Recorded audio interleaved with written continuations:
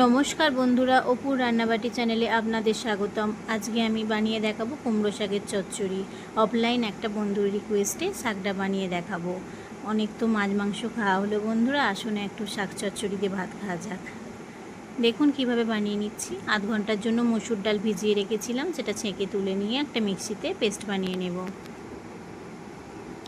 বন্ধুরা, আমার ভিডিও যদি ভালো লেগে থাকে লাইক কমেন্ট শেয়ার করবেন, সাবস্ক্রাইব করতে বলবেন। যদি ইউটিউব থেকে দেখেন সাবস্ক্রাইব করবেন, আর ফেসবুক পেজ থেকে দেখেন যদি ফলো করে দেবেন। আর দেখুন এবার ডাল বাটাটা হয়ে গেছে, একটা বাটিতে তুলে নিচ্ছি, দিয়ে সামান্য লবণ দিয়ে মাখিয়ে নেব।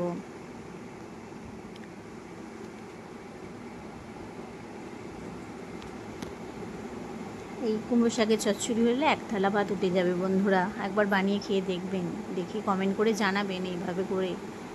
এবার একটা কড়াইতে সরষের তেল দিয়ে নিয়েছি, গরম করে নিয়েছি তেলটা। এবার বড়ার আকারে চামচের সাহায্যে ভেজে নেব। এপিট ওপিট করে ভাজা করে নিচ্ছি, খুব কড়া করার দরকার নেই। দিয়ে ভেজে তুলে নেব। দিয়ে ওই কড়াই তেলেতেই, গরম তেলেতেই শুকনো লঙ্কার 5 ফোড়ন, তেজপাতা ফোড়নে দিয়ে দেবো। দিয়ে ফোড়নটা ভাজা ভাজা হয়ে গেলে কুমড়ো, আলু, বেগুন কেটে রেখেছিলাম ভালো করে ধুয়ে, সেগুলো দিয়ে দেবে। ভালো করে ভেজে হেলুনি দিয়ে নেব। ভালো করে আস্তে আস্তে অল্প আঁচ দিয়ে ভেজে নিচ্ছি। এবার বন্ধুরা একটা মশলা বানিয়ে নেব।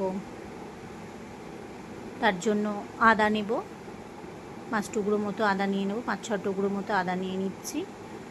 আর সাদা সর্ষে আর কালো সর্ষে নিয়ে নেব, আর 3টে কাঁচা লঙ্কা নিয়ে জল দিয়ে দিচ্ছি পরিমাণ মতো, দিয়ে একটা পেস্ট বানিয়ে নেব। একটা পেস্ট রেডি হয়ে গেছে। এবার ওই এলুনি দেওয়া সবজিগুলোর উপরে দিয়ে দেব। দিয়ে এবার ধনে গুঁড়ো, জিরে গুঁড়ো, হলুদ গুঁড়ো আর কাশ্মীরি লঙ্কার গুঁড়ো একটু দিয়েছি কালারের জন্য, অপশনাল, ওটা নাও দিতে পারেন। আর 1 চামচ নুন লবণ দিয়ে দিলাম, আর 2 চামচ মতো চিনি দিয়ে দিচ্ছি। শাক একটু মিষ্টি দিলে তবেই বেশ ভালো হয়, একটু মিষ্টি দিয়ে। আপনারা যদি মনে করেন মিষ্টি দেবেন না, প্রয়োজন নেই, আমরা একটু মিষ্টি দিয়ে শাক খাই।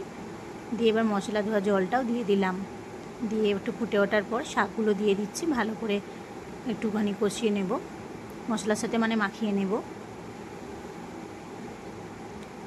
মশলার সাথে ভালো করে মাখিয়ে নিচ্ছি। নিয়ে এবার যে আর একটু জলটা ছিল, ডাল ভেজানো জল, এসব দিয়ে দিলাম। দিয়ে একদম মানে ডুবিয়ে দিতে হবে শাক, যাতে ডাঁটাগুলো তার ভালোভাবে সিদ্ধ হবে, নাহলে ডাঁটা সিদ্ধ হতে দেরি হয়। আধ ঘন্টা টাইম লেগেছিলো বন্ধুরা সিদ্ধ হতে। এবার যখন একটু 80% মতো সিদ্ধ হয়ে যাবে, একটু রসা থাকবে, তখন ওই বড়াগুলো দিয়ে দেবো। দিয়ে বড়াগুলো দিয়ে ভালো করে নাড়ি চাড়িয়ে নেব। ঝোল যখন শুকিয়ে আসবে, অল্প একটু গ্রেভি পরিমাণ থাকবে, তখন নামিয়ে নেব, না হলে খাওয়ার সময় একদম ঠান্ডা হয়ে যাবে। এবার একটা পাত্রে তুলে নিচ্ছি, একদম তুলে নিলাম। দিয়ে রেডি হয়ে গেল বন্ধুরা। একবার এইভাবে বানিয়ে খেয়ে দেখে জানাবেন কেমন হয়েছে। ভালো থাকবেন, সুস্থ থাকবেন বন্ধুরা। এই দিয়ে এক থালা ভাত উঠে যাবে বন্ধুরা শাক চচ্চড়ি দিয়ে। নমস্কার বন্ধুরা।